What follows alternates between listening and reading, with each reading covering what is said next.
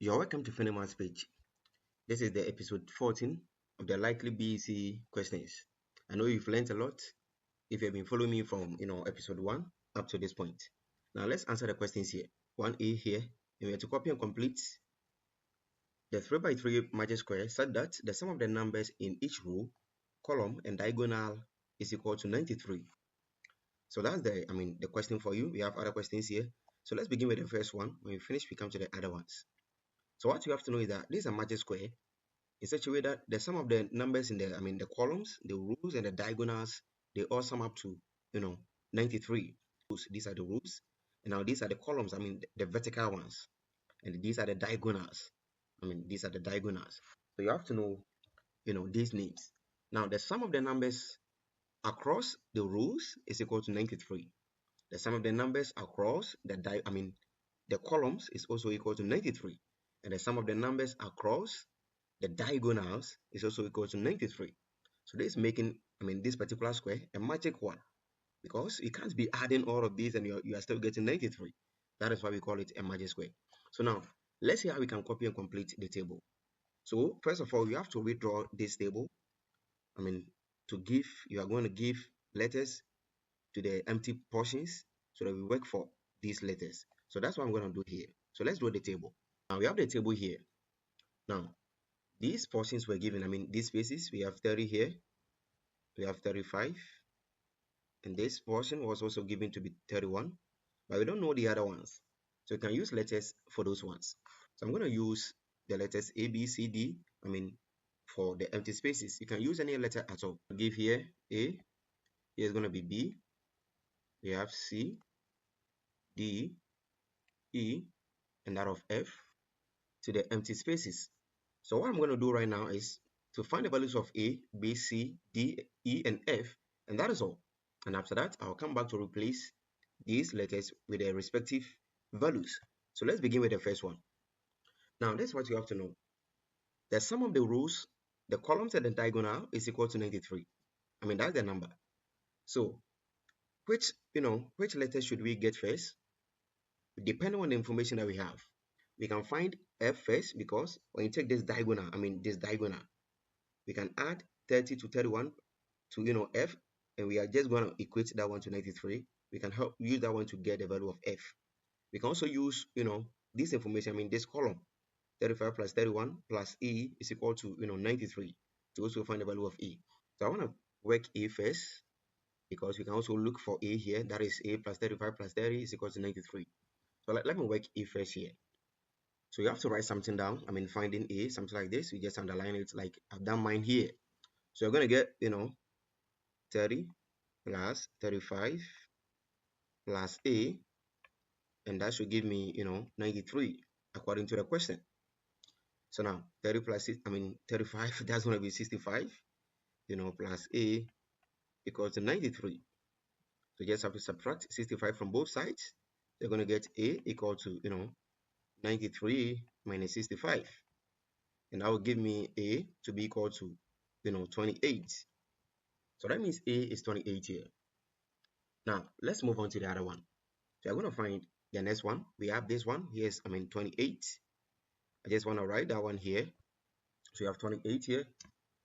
And also find E here. So I'm going to work for E right now, because 35 plus 31 plus E should give me 93. So we can find the value of E right now. So let's break that one too. Let's find the value of E, and that is E. So I'm going to use this column. So we're going to get 35 plus 31 plus E, and that should give me 93. So 35 plus 31, that's going to be 66, plus E equal to 93. So we subtract 66 from both sides. So we have E equal to 93 minus 66. So E is equal to 27. So that's the value of E. So we have 27 here. So now let's look for the next one. I'm going to find F. I'm going to use this diagonal. So let's move on to finding the value of F. So that's going to be 30 plus 31 plus F equal to 93. So 30 plus 31, that's going to be 61, plus F equal to 93. So you just have to subtract, 61 from both sides. So you have 93 minus 61. So F is equal to 32. So that is the answer. So F is 32 here. Now let's get the next one. So which one are we going to find? So we can find, C. 28 plus C plus 32 should also give us the value of C. So we have 28 plus C plus 32 equal to 93. So 28 plus 32, that's going to be 60 plus C equal to 93. We subtract C from, 60 from both sides. So you have 93 minus 60. So you have C is equal to, 33. So that's the value of C. So let's write, D and B. So let's work them right now. So here is going to be 3, 3. So I'm going to use this, rule. So that's going to be B plus 31 plus 33 equal to 93. So you're going to get B plus 64 equal to 93. So B is equal to 93 minus 64. So now we have B to be equal to 29. So that's the value of B. So let's get the last one, that is D. So I'm going to use this rule. So that's going to be D plus 27 plus 32 equal to 93. So we have D plus 27 plus 32. So that's going to be 59 equal to 93. So you have D equal to 93 minus 59, and now D is equal to 34. So that is how we can find the value of D. So now I'm going to withdraw this table to put in the values of A, B, C, D to make the working answer. So that's how you're supposed to know. After everything, you have to withdraw. That is why we said copy and complete. So you have to copy it and then we complete it. So we have D to be 34. So let me get my new table. So let's complete our table. So now we have 30. So that's going to be the first number here. We have 29. You have 34. Here's going to be 35. You have 31. You have 27. 28. You have 33. And the last one is going to be 32. So that's how we can complete the table. So let's move on to the next question. That is question 1b.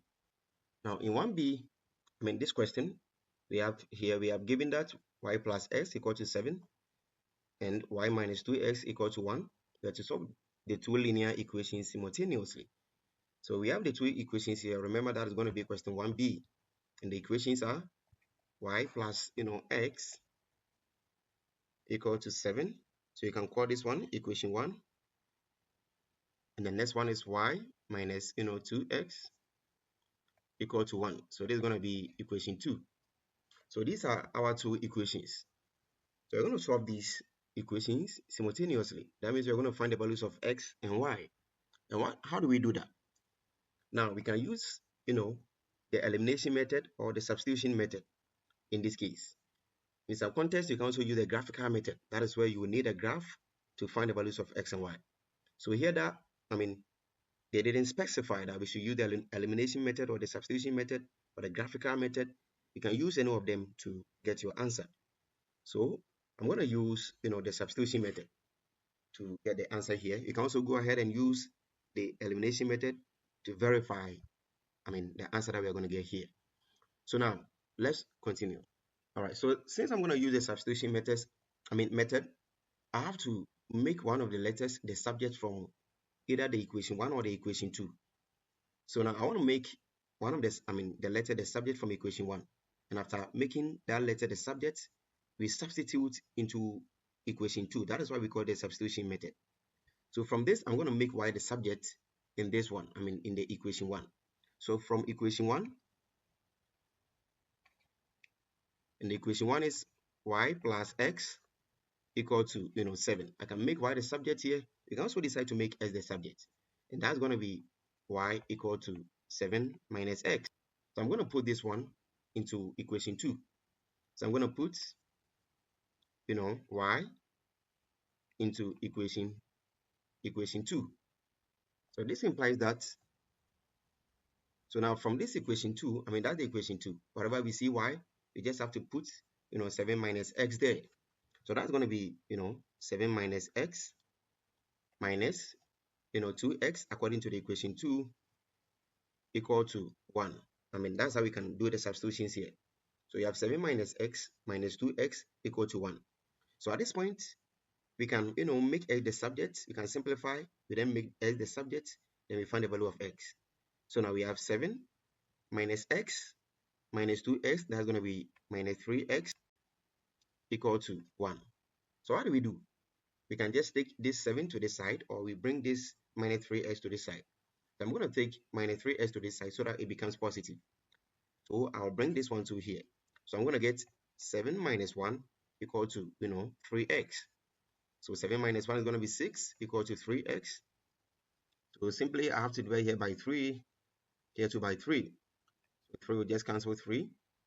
3 goes into itself 1, it goes into 6 2 times.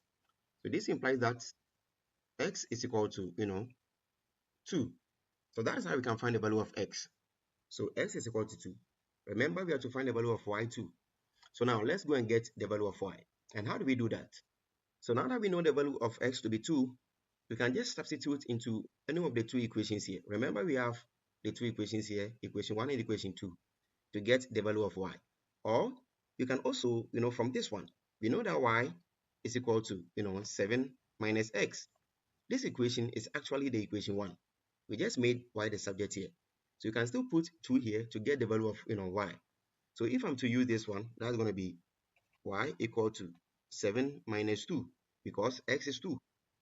So we have y equal to 5. So that's the value of, y. If you want to put into this equation 2, the equation 2, we're going to get the same answer. Let's verify that one too here. Remember, we have y minus, 2x equal to 1.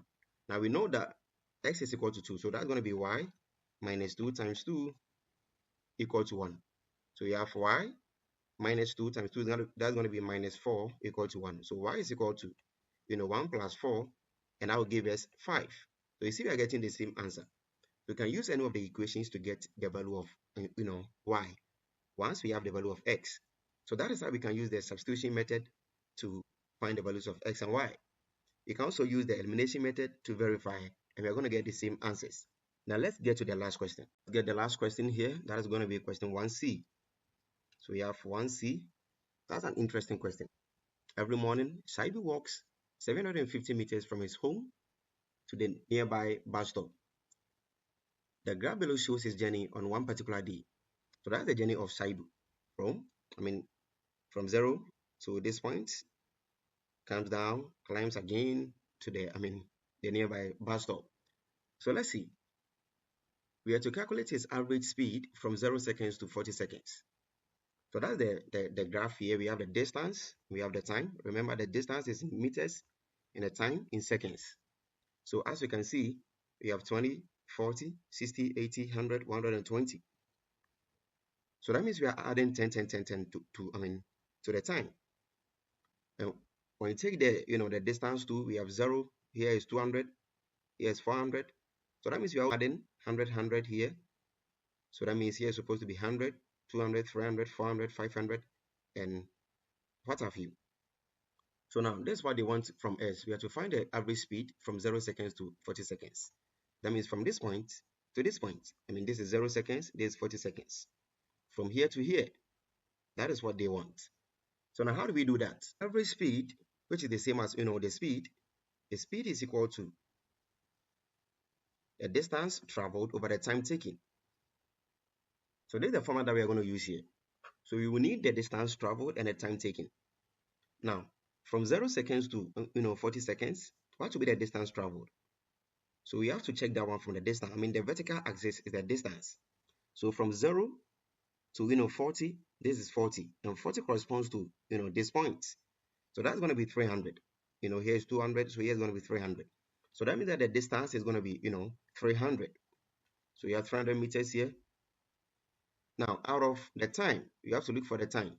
And the time I've been stated, that is from 0 seconds to 40 seconds. So obviously, the time is going to be 40 seconds. From this point to this point. And when you trace down, that's going to be here. So that's 40 seconds. So you have 40 seconds here. So that is the time. So at this point, we can simplify. 0 can just cancel this 0. So we have 30 out of 4, which we can still simplify. So 2 here is going to be 2. 2 here is, 15. So that's going to give us 15 out of 2 here. You don't have to leave the speed as a common fraction. You have to change this one to decimal. So 15 out of 2, that's going to be 7.5, meters per second. So that is how we can find the speed of Shaibu from 0 seconds to 40 seconds. So let's get the last one here. That's going to be his speed from 50 seconds to 110 seconds. And the next question, we have to find his speed from 50 seconds to 110 seconds in meters per second. So we are going to use the same thing again. This is going to be question 1C II. So you have to correct this one. So this one's supposed to be question 1C II. So that is it. So now, since we are finding the speed, we are going to use the same formula. So we know that speed is equal to distance over time.